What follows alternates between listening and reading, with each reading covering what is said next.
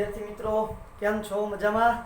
Okay વેલ, તો સરસ મજાના આપણે પૃષ્ઠ રસાયણ વિજ્ઞાનની વાત કરીએ છીએ, બરોબર, જેને સરફેસ કેમિસ્ટ્રી તરીકે ઓળખવામાં આવે છે. મસ્ત મજાનું ઇંગ્લિશમાં એને સરફેસ કેમિસ્ટ્રી બોલીએ છીએ. અને આપણે ચેપ્ટરની શરૂઆતમાં કીધું હતું કે ચેપ્ટર ટોટલ 4 પાર્ટમાં છે. એમાંનો આપણે એક પાર્ટ કમ્પ્લીટ કરી દીધો છે, જેને આપણે અધિશોષણ તરીકે ઓળખીએ છીએ. શેના તરીકે ઓળખીએ છીએ? અધિશોષણ તરીકે. હવે આપણે સરસ મજાનો બીજો પાર્ટ જોવાનો છે, જેને કહીએ છીએ ઉદ્દીપન. શું કહીએ છીએ બેટા? ઉદ્દીપન. ઇંગ્લિશમાં એને કહેવાય કેટાલિસિસ. શું કહીએ? કેટાલિસિસ તરીકે ઓળખવામાં આવે છે. તો હવે આપણે આના વિશે થોડું ચેપ્ટર નંબર 4 ની અંદર તો કહી ગયા છીએ અને થોડીક વાતો પણ કરી છે. તો એ વાતોને જરાક રિપીટ કરી દઈએ અને પછી પાછા આગળ સમજીએ. તો જો ઉદ્દીપક કોને કહેવાય એની વાત કરીએ. બર્જેલિયસ નામના વૈજ્ઞાનિક જે છે એણે 1835ની સાલની અંદર આની શોધ કરેલી છે, બર્જેલિયસ, બરોબર. તો આપણે જે ચોથા ચેપ્ટરની અંદર શીખ્યા છીએ એના વિશે વાત કરીએ. ત્યાં આપણે એવું કીધું હતું કે ભાઈ આ રીતે તમારો સરસ મજાનો કોઈ પદાર્થ હોય, બરોબર છે, એની સક્રિયકરણ ઉર્જા હોય અને તમે ઉદ્દીપકની હાજરીમાં પ્રક્રિયા કરો અને ઉદ્દીપક વગર પ્રક્રિયા કરો ત્યારે બંને વખતે તમને પથ અલગ અલગ જોવા મળે, બરોબર છે. આ તમારું શું છે? તો કે આ છે ઉદ્દીપકની હાજરીમાં અને આ ઉદ્દીપક વગર, જેને આપણે અનુદ્દીપિત કીધું હતું અને આને કીધું હતું ઉદ્દીપિત, બરોબર છે. અનુદ્દીપિત અથવા તો ઉદ્દીપક વગર અને ઉદ્દીપિત બંનેમાં નિપજ સરખી જ મળે છે. નિપજમાં કોઈ જાતનો ફેરફાર મળતો નથી. જેટલા મોલ મળવા જોઈએ એટલી જ નિપજ મળે છે. બંનેના પ્રક્રિયકો પણ સમાન હોય છે. માત્ર શું થઈ જાય છે? સમય ઘટી જાય. મતલબ કે જે તમારા સક્રિયકરણ ઉર્જા હોય એ સક્રિયકરણ ઉર્જાની અંદર ફેરફાર થઈ જાય. પહેલા સમજો કે સક્રિયકરણ ઉર્જા એટલી હોય, પછી ઉદ્દીપક જે છે એ સક્રિયકરણ ઉર્જાને ઘટાડી દે, બસ. બીજું કઈ ઉદ્દીપક કરતો નથી, પ્રક્રિયામાં વપરાતો પણ નથી. આપણે એવું કીધું હતું કે કાયમી નથી વપરાતો એવું ના કહી શકીએ. પ્રક્રિયાના અંતે જેવો છે એવો ને એવો જેટલા પ્રમાણમાં ઉમેરો છો એટલા પ્રમાણમાં પાછો મળી જાય છે, એવી આપણે વાત કરી હતી. હવે અહીંયા જરાક થોડુંક ડિફરન્ટ ટાઈપનું આપણને સમજાવેલું છે, એ રીતે સમજીએ. શું કહે છે? તો કે પોટેશિયમ ક્લોરેટ 2KClO3 અને પોટેશિયમ ક્લોરેટ કહેવાય, બરોબર. એનું તમે વિઘટન કરો બેટા. વિઘટન કરશો એટલે 2KCl + 3O2 ઓક્સિજન મેળવવા માટેની આ પદ્ધતિ છે. પોટેશિયમ ક્લોરેટ કહેવાય, પોટેશિયમ ક્લોરેટ. આના વિશે આપણે આગળ વાતો આવવાની છે, બરોબર. ઓક્સિજન જ્યારે આપણે મેળવશું, પી વિભાગના તત્વો ની વાત કરશું ત્યારે આ ઓક્સિજનના ઉત્પાદનની એક પદ્ધતિમાં આવવાનું છે. અને તમને મળે છે પોટેશિયમ ક્લોરાઇડ અને ઓક્સિજન વાયુ. ઓક્સિજન સંશ્લેષણની પદ્ધતિ છે. તો જુઓ, જ્યારે તમે આ પ્રક્રિયાને ઉદ્દીપક વગર કરશો ત્યારે 653 કેલ્વિન થી 873 કેલ્વિનના ગાળામાં થશે. કયા ગાળામાં થશે? 653 કેલ્વિન થી 873 કેલ્વિનના ગાળાની અંદર આ પ્રક્રિયા થશે. હવે શું કરીએ છીએ કે હવે આપણે આના જ પ્રક્રિયા ઉદ્દીપક સાથે કરીએ તો કેટલો ફરક પડશે? તો પહેલા તો આનું તાપમાન ઘટી જશે. શું ઘટી જશે? તાપમાન ઘટી જશે. તાપમાન એનું થઈ જશે 473 થી 633 kelvin. Same to same 2KClO3. જો પ્રક્રિયા કેટલો લીધો છે અને નિપજ મને આજ મળવાની છે. નિપજમાં કોઈ ફેરફાર નહીં થાય અને પ્રક્રિયકમાં પણ કોઈ ફેરફાર નહીં થાય. નિપજ 1 મોલ મળતી હોય તો 1 મોલ મળશે, 2 મોલ મળતી હોય તો 2 મોલ મળશે. ક્યારેય ઉદ્દીપક વાપરવાથી 1 મોલ નિપજ 2 મોલ થઈ જતી નથી. ક્લિયર? ચલો, ફરક શું છે અહીંયા? અહીંયા આપણે માત્ર ઉદ્દીપક વાપરવાનું છે મેંગેનીઝ ડાયોક્સાઇડ. શું કરવાનું છે? મેંગેનીઝ ડાયોક્સાઇડ ઉદ્દીપક વાપરવાનું છે. એટલે આ જે પ્રક્રિયા છે એક તો ઊંચા તાપમાને થશે અને સમજો કે 5 કલાકમાં થતી હોય, સપોઝ, ખાલી વિચારવાનું કહું છું, તો અહીંયા પ્રક્રિયા તમારી 10 મિનિટમાં પણ થઈ જાય. આટલો પ્રક્રિયાનો વેગ વધારશે, ખૂબ સ્પીડમાં પ્રક્રિયા થશે. હજી નામ નથી આપ્યું એને, ખાલી એવું કીધું છે કે અમુક પદાર્થ, વિજાતીય પદાર્થ, એવો શબ્દ વાપરેલો છે. શું કીધું છે? વિજાતીય. એટલે કે આની જાતિ ના હોય એવો પદાર્થ, વિજાતીય પદાર્થ ઉમેરવાથી તે ઓછા સમયમાં પ્રક્રિયા કરી નાખશે. તમારા પ્રક્રિયકો જે છે એ ઓછા સમયમાં પ્રક્રિયા પૂરી કરી દેશે. તો આ અભ્યાસ સૌપ્રથમ બર્જેલિયસ નામના વૈજ્ઞાનિકે કરેલો છે. 1825 કે 35ની સાલમાં છે. તમારા બુકમાં આપેલું છે. સાલ યાદ રાખવી એટલી બધી જરૂરી નથી. તો બર્જેલિયસ નામના વૈજ્ઞાનિકે સૌપ્રથમ આનો ઉપયોગ કરેલો અને એણે આ જે વિજાતીય પદાર્થ છે એને શું નામ આપ્યું છે? ઉદ્દીપક. શું નામ આપ્યું બેટા? ઉદ્દીપક નામ આપ્યું છે. અને પછીથી ઉદ્દીપકનો મહિમા શરૂ થયો છે. અહીં તમને કહું ઉદ્દીપક ફલાણો હોય, ઉદ્દીપક આમ હોય, ઉદ્દીપક આમ કરી શકે, ઉદ્દીપક તેમ કરી શકે. આ બધી જે વાટાઘાટો છે, આખી મહાભારત છે ઉદ્દીપકની, એ અહીંયા એક વખત ઘોબો પાડી દીધા પછી શરૂ થઈ ગઈ છે. ઓકે વેલ, ત્યાંથી આગળ વધીએ તો પછી ઉદ્દીપકની વ્યાખ્યાની ઈચ્છા થઈ. તો ઉદ્દીપકની વ્યાખ્યા શું કરવાની એ બધા મૂંઝવણ પડી ગયા. અને આપણે કીધું છે ભાઈ ઉદ્દીપકની વ્યાખ્યા આપણે નાનપણથી એવી રીતે શીખતા આવીએ છીએ કે ભાઈ ઉદ્દીપક જે તમારો છે એ શું છે? તો કે પ્રક્રિયામાં વપરાતું નથી, એ માત્ર પ્રક્રિયામાં વેગ વધારે છે, પ્રક્રિયાનો વેગ વધારે છે. આવી બધી સરસ સરસ મજાની આપણે વાતો કરીએ છીએ. તો શું થાય છે કે ઉદ્દીપક પ્રક્રિયાનો વેગ વધારે છે. જેમ આપણે જૂની વ્યાખ્યા લખી હતી એ રીતે લખું છું, ઉદ્દીપક પ્રક્રિયાનો વેગ વધારે છે. તેનું રાસાયણિક કે જથ્થાત્મક રીતે, રાસાયણિક અથવા તો જથ્થાત્મક રીતે પરિવર્તન થતું નથી. તેનું રાસાયણિક કે અથવા લખું છું જથ્થાત્મક રીતે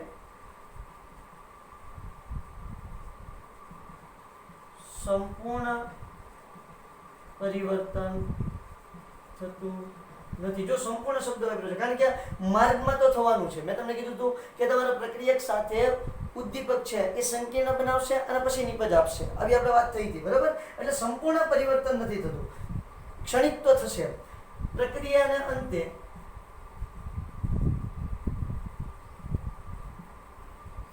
પાછો મળે છે તેને ઉદ્દીપક કહે છે. તેને શું કહેશું બેટા? ઉદ્દીપક તરીકે ઓળખવામાં આવે છે. રાસાયણિક અથવા તો જથ્થાત્મક રીતે સંપૂર્ણપણે પરિવર્તન થતું નથી અને પ્રક્રિયાના અંતે પાછો મળે છે. એટલે જો એના દળ ઉપર કોઈ જાતનો ફેરફાર નહીં થાય. તમે સમજો કે 2 ગ્રામ ઉમેર્યો છે, બરોબર છે, તો પ્રક્રિયાના અંતે 2 ગ્રામ પાછો મળી જાય. કોઈ જાતનો ફેરફાર નહીં થાય. એના બંધારણમાં પણ કોઈ જાતનો ફેરફાર નહીં થાય. મેંગેનીઝ ડાયોક્સાઇડ એટલે મેંગેનીઝ ડાયોક્સાઇડ. ક્લિયર છે? ઓકે. પછી તમારા ટોપિકની અંદર જે ટોપિક આપ્યા છે એ ટોપિક હું છેલ્લે સમજાવું છું, બરાબર? તમને કીધું છે પ્રવર્ધકો અને વિષ, બરાબર? એ ટોપિક જે છે હું છેલ્લે સમજાવું, થોડુંક એડ કરીને આપણે JEE અને નીટની અંદર જે આવે છે એ થોડુંક એડ કરીને સમજાવું છું. સ્વયં ઉદ્દીપન કોને કહેવાય એવો પણ આપણે શીખવાનું છે, જે તમારા પુસ્તકની અંદર આપેલું નથી. જરા જોઈ લ્યો એટલે આપણે ભૂસી અને શરૂ કરીએ સમાંગ ઉદ્દીપન, વિષમાંગ ઉદ્દીપન. ચલો વેલ, ત્યાંથી આગળ વધીએ તો હવે આવે છે ઉદ્દીપનના પ્રકાર. શું આવે છે? ઉદ્દીપનના પ્રકાર.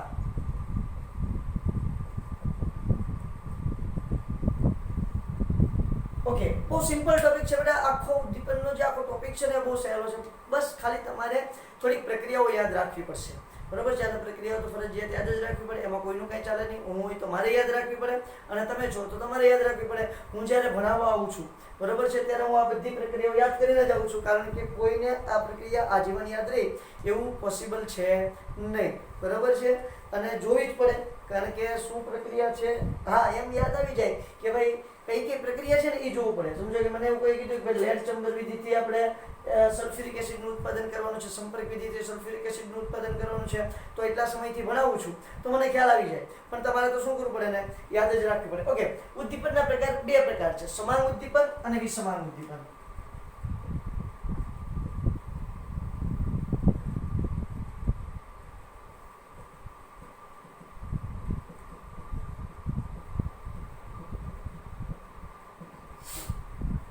સમાંગ ઉદ્દીપન અને વિષમાંગ ઉદ્દીપન. પહેલું જોઈએ આપણે સમાંગ ઉદ્દીપન. શું કહે છે બેટા સમાંગ ઉદ્દીપન? એની જરા વાત કરી દઈએ. વેલ, પ્રક્રિયકો, નિપજો અને ઉદ્દીપક બધા જ એક જ કલામાં હોય. મતલબ શું કહેવાય કે સમજો કે ભાઈ તમારા પ્રક્રિયકો છે વાયુ સ્વરૂપમાં છે, નિપજ છે એ પણ વાયુ સ્વરૂપમાં છે, તો ઉદ્દીપક છે એ પણ કયા સ્વરૂપમાં જોઈશે? વાયુ સ્વરૂપમાં જોઈશે. ક્લિયર થાય છે કે વાત? પ્રક્રિયકો, નિપજો અને ઉદ્દીપક બધા જ એક કલામાં હોય તેને સમાંગ ઉદ્દીપન તરીકે ઓળખવામાં આવે છે. અહીં પ્રક્રિયકો નિપજો અને ઉદ્દીપક બધા એક જ કલામાં હોય તેને સમાન ઉદ્દીપન કહે છે. તેને શું કહેવાય બેટા? સમાન ઉદ્દીપન તરીકે ઓળખવામાં આવે છે. બધાની એક જ કલા રાખવાની છે. ગેસ તો બધા ગેસ, લિક્વિડ તો બધા લિક્વિડ. ક્લિયર છે? ચલો એને એક્ઝામ્પલ લઈએ. તો પહેલું એક્ઝામ્પલ લઉં છું.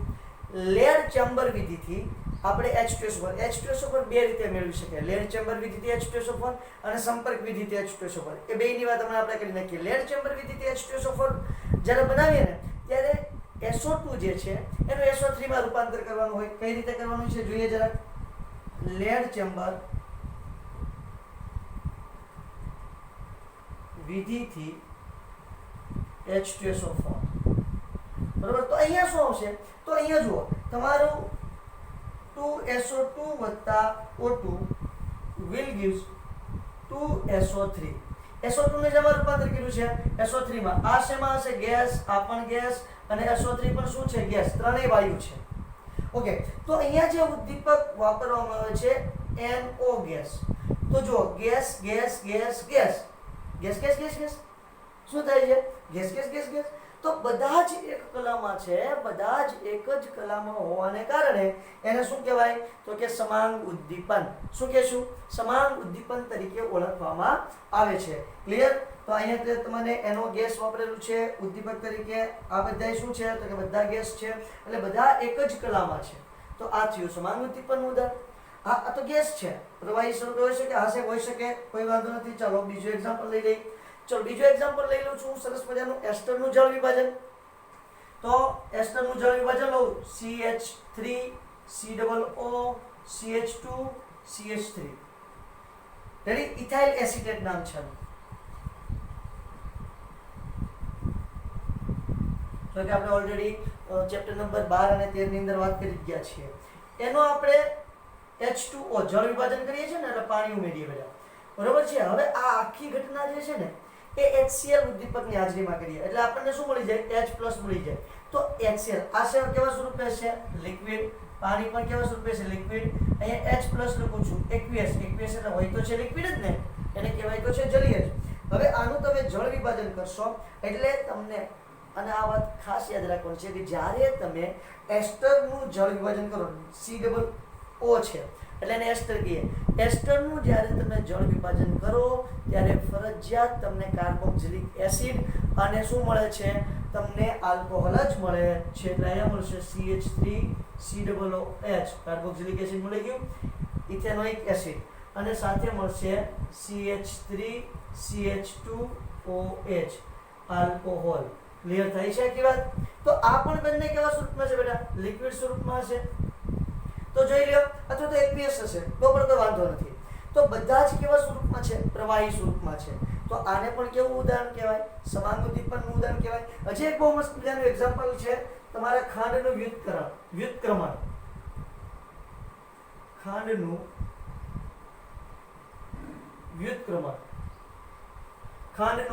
વ્યુત્ક્રમણ. બરોબર છે? ખાંડનું જે જળ વિભાજન કરીએ એને ખાંડનું વ્યુત્ક્રમણ તરીકે ઓળખવામાં આવે છે. તો શું થશે? ખાંડ લઈ લઈએ. C12H22O11 H2O. આ તમારી ખાંડ છે. aqueous સ્વરૂપમાં લેવાની છે. પાણી છે લિક્વિડ સ્વરૂપમાં લેવાનું છે. ઓકે. અહીંયા આપણે લઈ લઈએ મંદ H2SO4. જો મંદ જ લેવાનું બેટા, જળ વિભાજન કરવું હોય તો મંદ H2SO4 જળ વિભાજનમાં તમે શું કરો છો? પાણી ઉમેરો છો. બરોબર? એટલે મંદ H2SO4 જ ઉમેરવાનું. જો તમે સાંદ્ર લઈ લેશો તો પાણી દૂર કરવાની વાત થઈ જશે, નિર્જલીકરણની વાત થઈ જશે. તો એ તમને નિપજ શું મળશે? C6H12O6 C6H12O6. આ હશે તમારું ગ્લુકોઝ લિક્વિડ. આ પણ લિક્વિડ. અને અહીંયા હશે તમારું ફ્રુક્ટોઝ.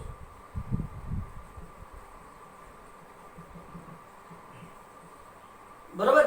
આના વિશે તો આપણે બહુ વિસ્તારથી વાત કરવાની છે. ગ્લુકોઝ અને ફ્રુક્ટોઝના બંધારણ વિશે ચેપ્ટર નંબર 14 ની અંદર બહુ ડિટેલમાં એનો અભ્યાસ કરવાનો છે. બહુ મસ્ત મજાની વાતો છે. બરાબર? જૈવિક અણુઓ જે તમે ઓલરેડી 11મા ધોરણની અંદર જે ચેપ્ટર છે 11મા ધોરણની અંદર શીખી પણ ગયા છો. જૈવિક અણુઓ તે આપણે વિસ્તારથી અભ્યાસ કરવાનો છે. +D ગ્લુકોઝ ને -D ગ્લુકોઝ ને એવા બધા નામ આવ્યા છે. ઓકે, તો જો આ બધા સરસ મજાના સમાંગ ઉદ્દીપનના ઉદાહરણ છે. તમને આ ક્વેશ્ચન બોર્ડમાં પૂછાઈ શકે ખાસ, અને JEE નીટની અંદર પણ પૂછાઈ શકે. આમાંથી MCQ પૂછાય. બરાબર, બોર્ડની અંદર શું પૂછાઈ શકે? સમાંગ ઉદ્દીપન સમજાવો 3 માર્ક્સમાં, તો 3 એક્ઝામ્પલ આપી દેવાના અને એની વ્યાખ્યા લખી નાખવાની. ક્લિયર છે? એવી જ રીતે વિષમાંગ ઉદ્દીપન આવે, જોઈ લ્યો જરાક. એટલે વિષમાંગ ઉદ્દીપન તમને સમજાવું, ભૂસી નાખું છું. ચલો 1 2 3 4 5 6 7 8 9 10 જાય છે. ચલો તો હવે જોઈએ વિષમાંગ ઉદ્દીપન. મસ્ત મજાનું.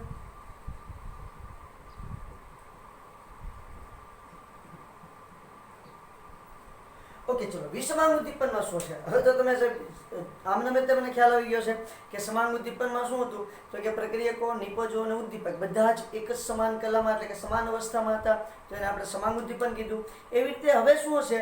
પ્રક્રિયકો અને નિપજો એ તો સમાન કલામાં હોય તો ઠીક ને, ન હોય તો ચાલે, પણ ઉદ્દીપકો સમાન કલામાં નહીં હોય એને આપણે શું કહીએ છીએ? વિષમાંગ ઉદ્દીપન. પ્રક્રિયકો, નિપજો અને ઉદ્દીપકો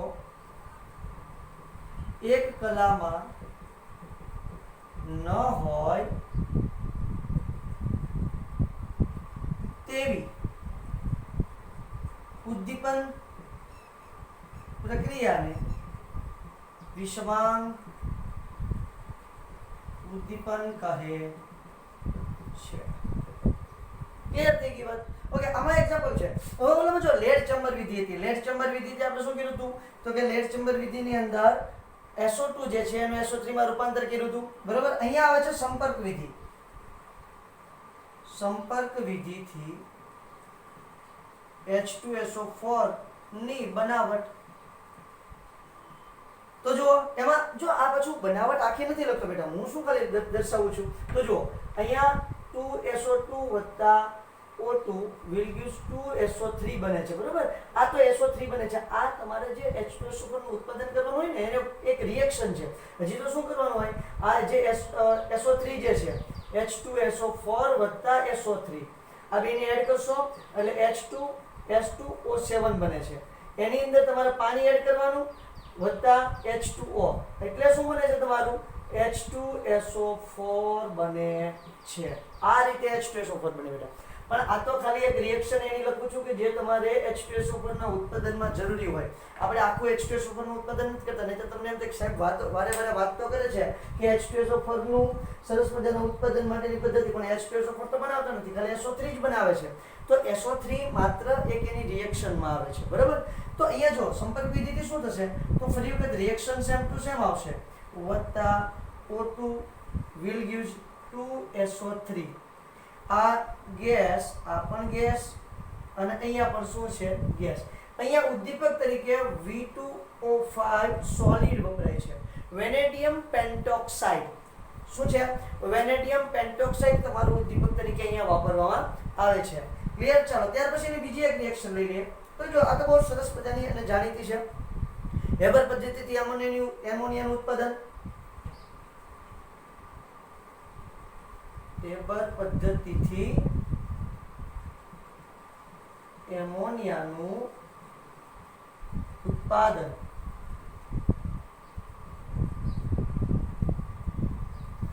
ક્લિયર? તો જો એમાં આપણને ખબર છે શું હશે? N2 gas plus 3H2 gas will give 2NH3 gas. તો પ્રક્રિયકો અને નિપજો તો એક જ કલામાં છે, પણ તમારું અહીંયા જે લોખંડનો ભૂકો વાપરશું એ કેવી કલામાં છે? ઘન અવસ્થામાં હશે. તો આ પણ કેવું એક્ઝામ્પલ થયું છે? તમારા વિષમાંગ ઉદ્દીપનનું એક્ઝામ્પલ થયું છે. ક્લિયર? કારણ કે પ્રક્રિયકો અને નિપજો તો એક કલામાં છે, પણ ઉદ્દીપક છે એક કલામાં છે નહીં, એટલે વિષમાંગ ઉદ્દીપન થયું છે. ઓકે, હજી ત્યાંથી આગળ વધીએ તો બીજા પણ ઘણા બધા એક્ઝામ્પલ છે. ચલો તો હજી એક એક્ઝામ્પલ લઈએ, એક્સ્ટ્રા એક્ઝામ્પલ લઈએ છીએ મસ્ત મજાનું. તો લઉં છું H2O2 નું વિઘટન, મતલબ કે હાઇડ્રોજન પેરોક્સાઇડ જે છે એનું પ્લેટિનમની હાજરીમાં વિઘટન કરું છું. 2H2O2 will give 2H2O O2. બરોબર છે? તો અહીંયા જો, અને આપણે સમજો કે લિક્વિડ લઈએ, આ પણ લિક્વિડ અથવા તો ગેસ લઈએ, કોઈ વાંધો નહીં, આ ગેસ છે. તો અહીંયા તમારે વાપરવાનો આવશે પ્લેટિનમ ઉદ્દીપક, જે કેવા સ્વરૂપે હશે? સોલિડ સ્વરૂપે છે. એટલે નાના અક્ષર દેખાય છે બેટા? જરાક જોઈ લઉં. આ છે બહુ મોટા છે, એને નાના થોડા કહેવાય, બરોબર છે. ચલો વેલ કોઈ વાંધો નહીં. તો જુઓ આ પણ કેવું એક્ઝામ્પલ થયું છે? વિષમાંગ ઉદ્દીપકનું એક્ઝામ્પલ થયું છે બેટા, બરોબર. અહીંયા તમારો જે ઉદ્દીપક છે તે ઘન, આ બંને લિક્વિડ, તો પાછું ગેસમાં છે, કોઈ વાંધો નહીં, તો પણ વિષમાંગ ઉદ્દીપક એને લઈ શકાય. આ ત્રીજો એક્ઝામ્પલ છે. ઓકે, ત્યાર પછી ચોથું એક્ઝામ્પલ લઈએ, જે તમારા પુસ્તકની અંદર ઓલરેડી આપી દીધેલું છે. શું આપેલું છે? તો કે ભાઈ તમારે નાઇટ્રિક એસિડનું ઉત્પાદન કરવાનું આવશે ઓસ્વાલ્ડ પદ્ધતિથી.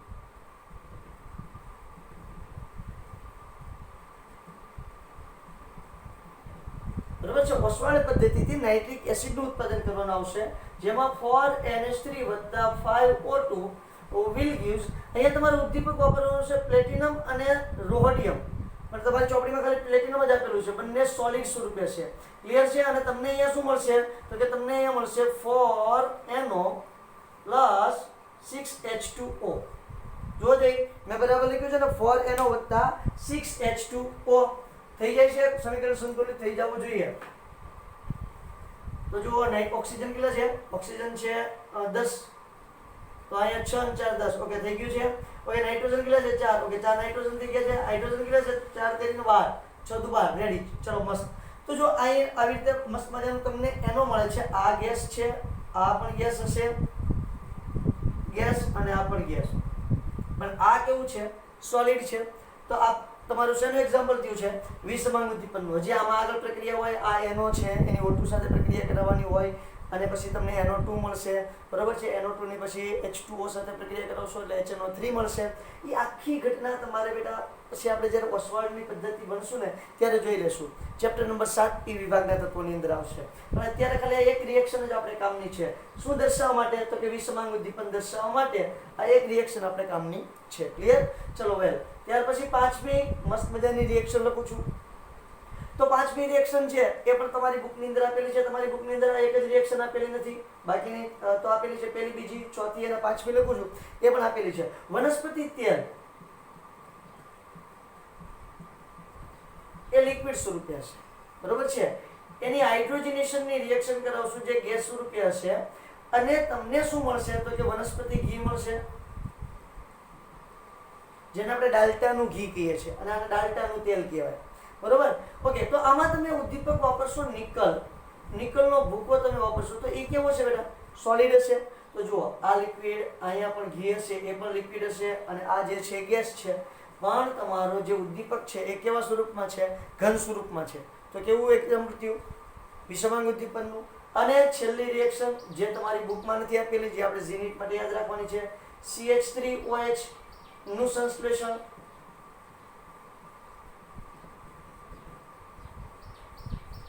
સંશ્લેષણ મતલબ બનાવટ, બરોબર છે. CH2OH ની જે બનાવટ છે, આ CH2OH ની બનાવટ CO અને H2 માંથી થાય છે. શેમાંથી થાય છે? CO અને H2O માંથી. CO ગેસ વત્તા 2H2O ની ખાલી 2H2 જ આવશે ભાઈ. 2H2 gas will give CH3OH. જુઓ તો થઈ જાય છે. આ ક્લિયર છે? તો અહીંયા ઉદ્દીપક તરીકે તમને કોણ જોવા મળશે? તો અહીંયા જુઓ આ કેવા સ્વરૂપે છે? ગેસ. આ પણ ગેસ સ્વરૂપે છે, અને આલ્કોહોલ છે, મિથેનોલ છે, એ ગેસ સ્વરૂપે હોઈ શકે અને લિક્વિડ સ્વરૂપે પણ હોઈ શકે. મિથેનોલ ગેસ સ્વરૂપે હોઈ શકે અને લિક્વિડ સ્વરૂપે પણ તમને જોવા મળે છે. વેલ, તો હવે એનો આપણે બનાવટ કરી નાખી છે મસ્ત મજાની. પણ છે ઉદ્દીપક કેવો પડશે? એક તમને જરા કહો તો ઉદ્દીપક તરીકે કોણ આવશે? તો ઉદ્દીપક તરીકે આવશે કોપર, અને બીજો આવશે ZnOCr2O3. સોલિડ સ્વરૂપમાં છે. બધું જ કેવા સ્વરૂપમાં છે બેટા? સોલિડ સ્વરૂપમાં છે. દેખાય છે કે ગૂંચળું થઈ ગયું છે? ગૂંચળું થઈ ગયું છે? જરા વ્યવસ્થિત લખીને ઉદ્દીપક છે એને આખી રિએક્શન ફરીથી લખું છું બેટા. ફરી જોઈ લેવો જરા. CO ગેસ વત્તા 2H2 gas will give CH3OH liquid. Clear? ચલો બેન. અને અહીંયા તમારે આવશે કોપર સોલિડ ZnO Cr2O3. આ બધાનું મિશ્રણ હોય છે, બરાબર. તો આ શેનું એક્ઝામ્પલ થઈ ગયું ફરી વખત? તો કે તમારા વિષમાંગ ઉદ્દીપકનું એક્ઝામ્પલ બની ગયું છે. તો આ છે મસ્ત મજાના સમાંગ અને વિષમાંગ ઉદ્દીપકની વાતો. મસ્ત મજાની નોટ કરી લે બેટા. એમાંની આ બે જે રિએક્શન છે, આ રિએક્શન તમારી બુકની અંદર બે આપેલી છે નહીં, તો જરા જોઈ લ્યો. ક્લિયર? ચલો ત્યાર પછી આપણે મસ્ત મજાની આગળ વાત કરીએ. શું? ચલો હવે જે ઉદ્દીપકની ઘટના છે એ ઘટનાને રિલેટેડ અમુક શબ્દો છે, એ શબ્દો વિશે આપણે વાત કરીએ. તો સૌથી પહેલો આવે છે પ્રવર્ધકો.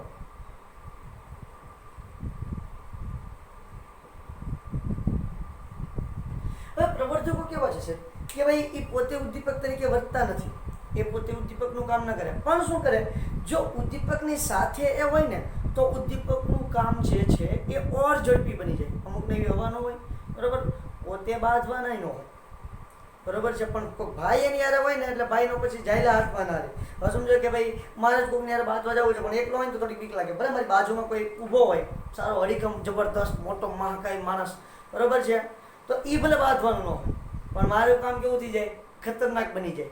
એવી રીતે થાય કે ભાઈ અહીંયા તમારો જે પ્રવર્ધકો જે છે એ ઉદ્દીપક તરીકે કામ કરવાના નથી, એ પ્રક્રિયાનો વેગ વધારવાના પણ નથી, પણ એની હાજરી હોય ને તો ઉદ્દીપક કોઈને મૂકે નહીં, બહારનું મૂકે, બરોબર. તો એવું તમારે એક્ઝામ્પલ જોવું હોય તો કોણ લઈ શકાય? તો આપણે હેબર વિધિથી જે અમોનિયાની બનાવટ કરી છે તેનું જ એક્ઝામ્પલ લઈ શકાય. પણ પ્રવર્ધકો કોને કહેવાય જઈ લઈએ છીએ જરાક.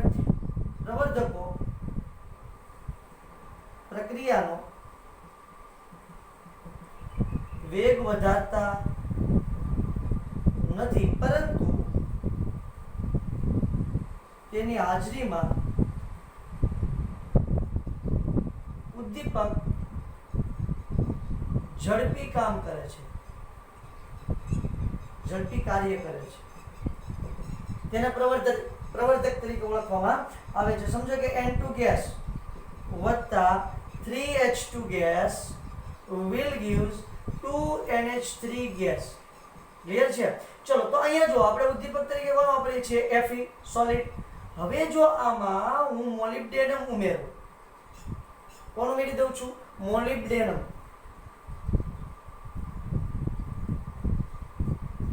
તો આ જે પ્રક્રિયા છે એ ખૂબ ઝડપી થશે, કારણ કે એ ઉત્સેચકને શું કરશે? પ્રમોટ કરશે, ઉત્સાહ આપશે કે કર તું તારે પ્રક્રિયા કર, ધબાધબ બોલાવી દે મિત્ર, બરોબર છે. એટલે આ મિત્ર પાછો કઈ મૂકે નહીં, ધબાધબ બોલાવી પડશે. તો આને પ્રવર્ધકો કહેવાય. પછી આવે છે નિરોધકો અથવા તો અવરોધકો.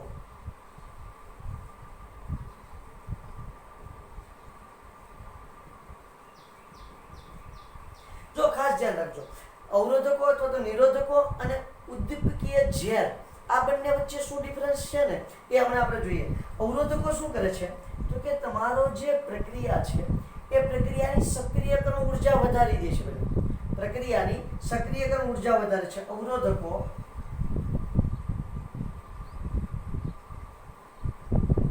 પ્રક્રિયાની સક્રિયકરણ ઉર્જા વધારે છે. મતલબ શું થાય?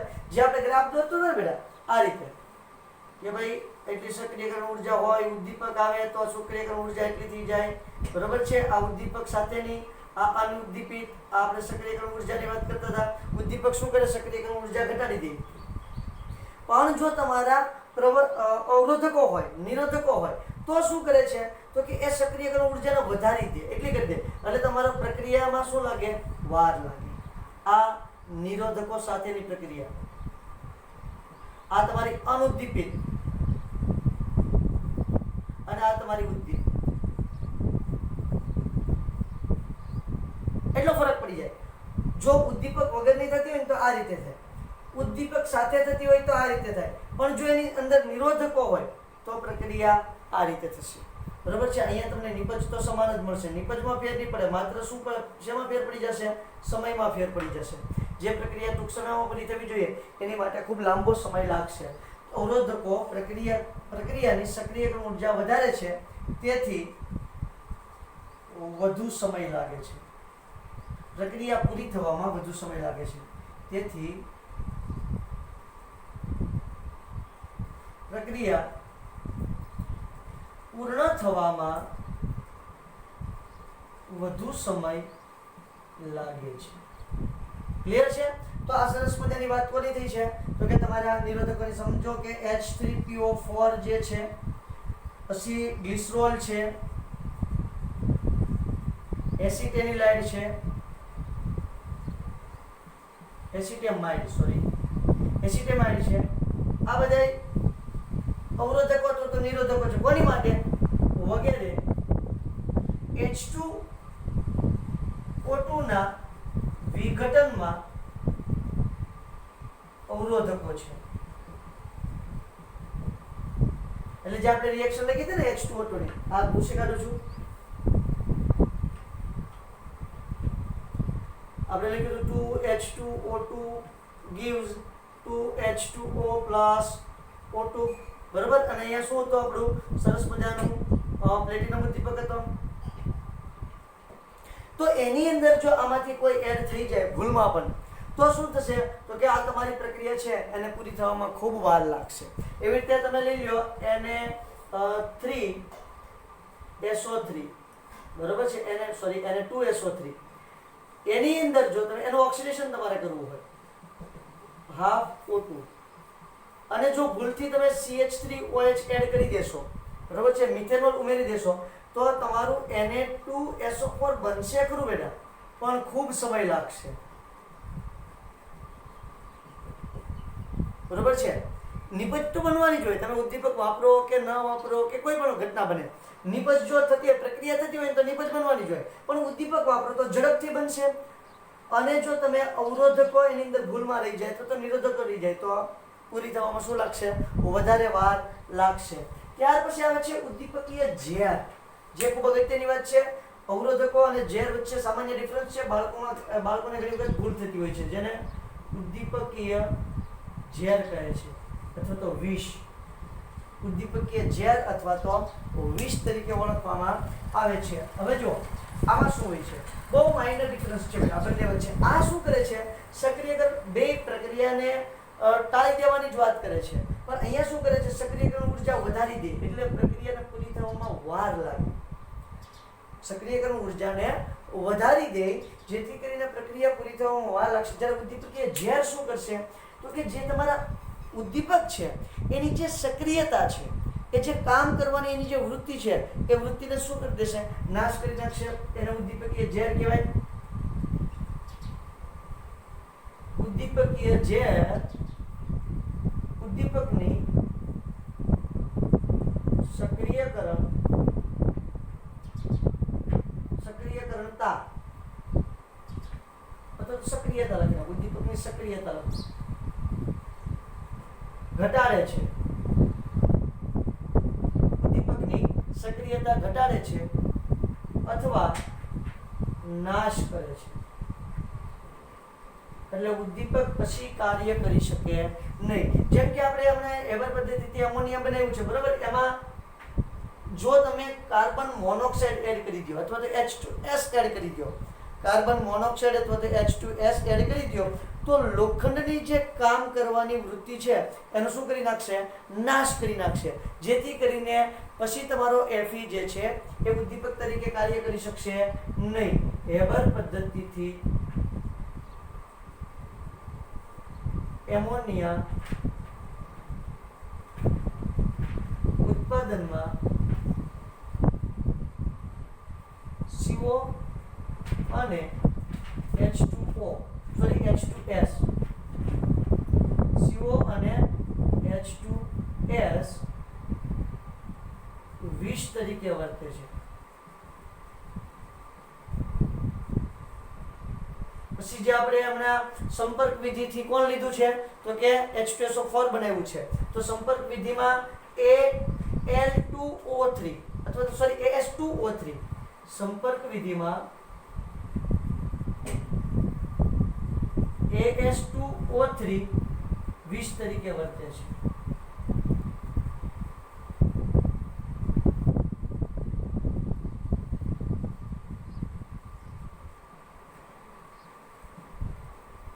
ક્લિયર છે? તો આ બંને વચ્ચે ડિફરન્સ છે. આ શું કરે છે કે સક્રિયકરણ ઉર્જા વધારી દે છે અને આ ઉદ્દીપકને જ ઉપાડી લે છે. એટલે કામ કરવાની પછી કઈ સવાલ જ નથી આવતો.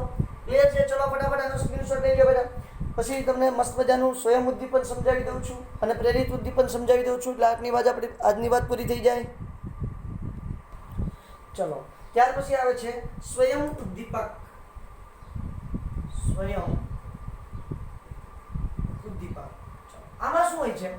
તો આમાં જો કોઈ ઉદ્દીપકની જરૂર નથી પડતી. આમાં એની નિપજ જ ઉદ્દીપક તરીકે વર્તવા મળે છે. સ્વયં ઉદ્દીપકમાં શું થાય છે? અહીં નિપજ બન્યા પછી તે ઉદ્દીપક તરીકે વર્તે છે. એને સ્વયં ઉદ્દીપક કહેવાય. કઈ રીતે થાય? હવે જો સમજો કે પ્રક્રિયા લઈએ છીએ CH3 COO C2H5, આને ઇથાઇલ એસિટેટ કહેવાય. હમણાં થોડી વાર પહેલા આપણે જોયું હતું એના જળ વિભાજનની પ્રક્રિયા કરીએ H2O વેલ. અહીંયા શું બનશે? CH3 COOH વત્તા CH3 CH2OH. આ આખી રિએક્શન ક્યાં છે? અને હમણાં થોડી વાર પહેલા જ આપણે મસ્ત મજાની રિએક્શન છે એને લખેલી હતી. હવે જો અહીંયા શું થશે? આપણે એસિડ ઉદ્દીપક લઈએ, બરાબર ને? H+ ઉદ્દીપક તરીકે આપણે સામાન્ય રીતે લેતા હોઈએ છીએ. હા સાહેબ, બરાબર છે, એસિડને ઉદ્દીપક તરીકે લેતા હોઈએ છીએ. તો હવે જ્યારે આપણે એસિડને ઉદ્દીપક તરીકે લઈએ તો આ પણ એસિડ જ છે. ક્લિયર થાય છે? તો આ થોડા સમય પછી શું કરી શકે? એકવાર બની જાય, થોડુંક બની જાય પછી માઇનસ અને H+, તો H+ ઉત્પન્ન કરશે તો આ H+ છે એ ઉદ્દીપકમાં વાપરી શકાય? વાપરી શકાય. તો અહીંયા તમારે ઉદ્દીપકની જરૂર જ ના પડે. શરૂઆતમાં પ્રક્રિયા ધીમી થશે. શરૂઆતમાં કેવી થશે? ધીમી થઈ અને થોડોક CH3 COOH બની જાય પછી એ ઉદ્દીપક તરીકે વપરાશે અને પછી પ્રક્રિયાની સ્પીડમાં શું થશે? વધારો, કારણ કે આ પોતે ઉદ્દીપક તરીકે વર્તવા મળશે, એટલે એને કહેવાય સ્વયં ઉદ્દીપક. ક્લિયર થાય છે કે બેટા? ઓકે, બીજો એક એક્ઝામ્પલ એવું લઈએ 2KMnO4 +5H2C2O4 +3H2SO4. રિએક્શન બહુ લાંબી છે, યાદ રાખવી પડશે બેટા. વેલ્યુઝ 2MnSO4 વત્તા K2SO4 +10CO2 +8H2O. ક્લિયર છે? તો આ રિએક્શનમાં પણ સેમ ટુ સેમ આવું થશે. પહેલા શરૂઆતમાં રિએક્શન ધીમી થશે, પછી જે તમારો MnSO4 છે, મેંગેનીઝ સલ્ફેટ જે છે, એ મેંગેનીઝ સલ્ફેટ ફરી વખત શું થશે? તો કે ઉદ્દીપક તરીકે વપરાવા મળશે, ઉદ્દીપક તરીકે કાર્ય કરવા મળશે. એટલા માટે પછી ધીમે ધીમે પ્રક્રિયાની સ્પીડમાં શું થશે? વધારો થશે. એટલે કે કહું છું સ્વયં ઉદ્દીપક.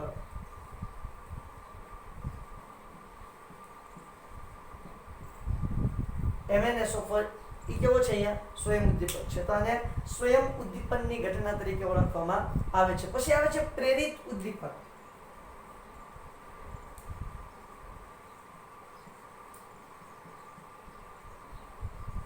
શું આવે છે બેટા? પ્રેરિત ઉદ્દીપક. આ પણ બહુ ઇન્ટરેસ્ટિંગ વાત છે. હવે જો આપણે લઈએ છીએ સોડિયમ આર્સેનાઇડ. સોડિયમ આર્સેનાઇડ એને કહીએ આપણે Na3ASO3. બરાબર છે? Sodium arsenide Na3ASO3.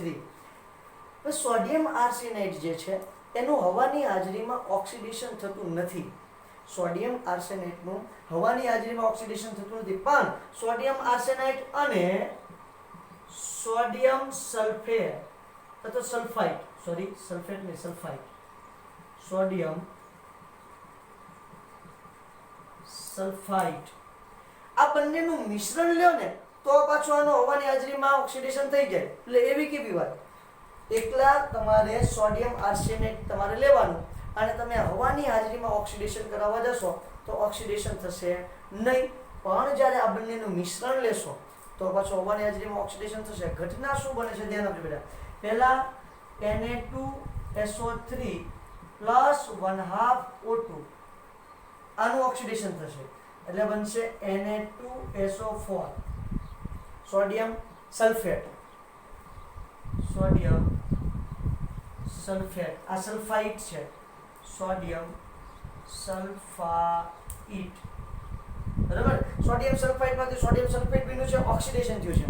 આનું ઓક્સિડેશન થાય ને હવે આ ઉદ્દીપક તરીકે વર્તશે. એટલે તમારું જે Na3ASO3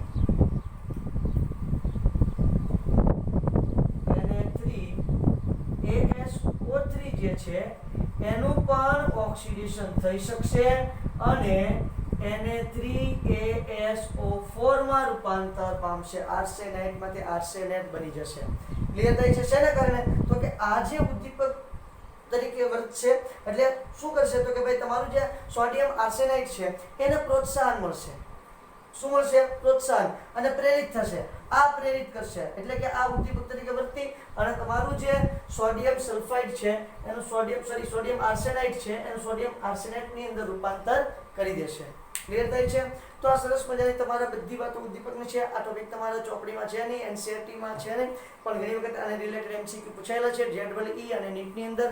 તો આપણે આ વાતની જરાક સ્ક્રીનશોટ લઈ લેવાનો છે. બીજું એની તમને લાક્ષણિકતા તો ઉદ્દીપકની ખબર જ છે. ઉદ્દીપક છે એ પુરોગામી અને પ્રતિગામી બંને પ્રક્રિયાનો વેગ વધારે છે. તે ડેલ્ટા H ડેલ્ટા G ની અંદર કોઈ જાતનો ફેરફાર કરતો નથી.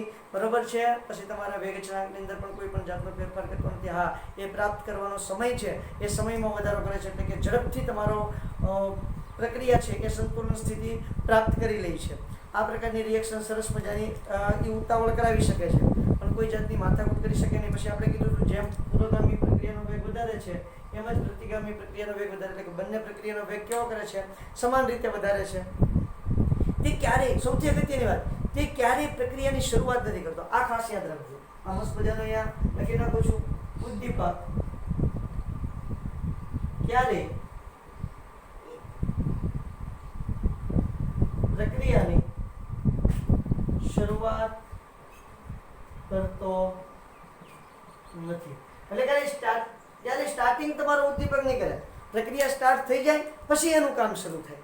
બરોબર? હવે પ્રક્રિયા થતી ન હોય અને ઉદ્દીપક ના કોઈ થવા માંડે એવું ક્યારેય થશે નહીં. પ્રક્રિયા એક વખત શરૂ થઈ જાય, ધીમે ધીમે સ્ટાર્ટ થઈ જાય પછી એનું કામ શરૂ થાય છે. પછી એ ધપાધપ બોલાઈ જશે અને જે સ્પીડ છે સ્પીડમાં ખૂબ વધારો કરી દેશે. પણ ક્યારેય પ્રક્રિયા થતી ન હોય અને ઉદ્દીપક નાખવાથી થાય એવું પોસિબલ છે નહીં. ક્લિયર છે? તો આ સરસ મજાની વાત આપણે ઉદ્દીપકની છે.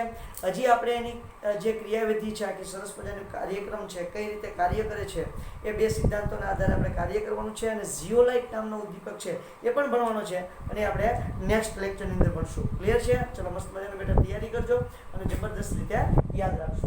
Thank you.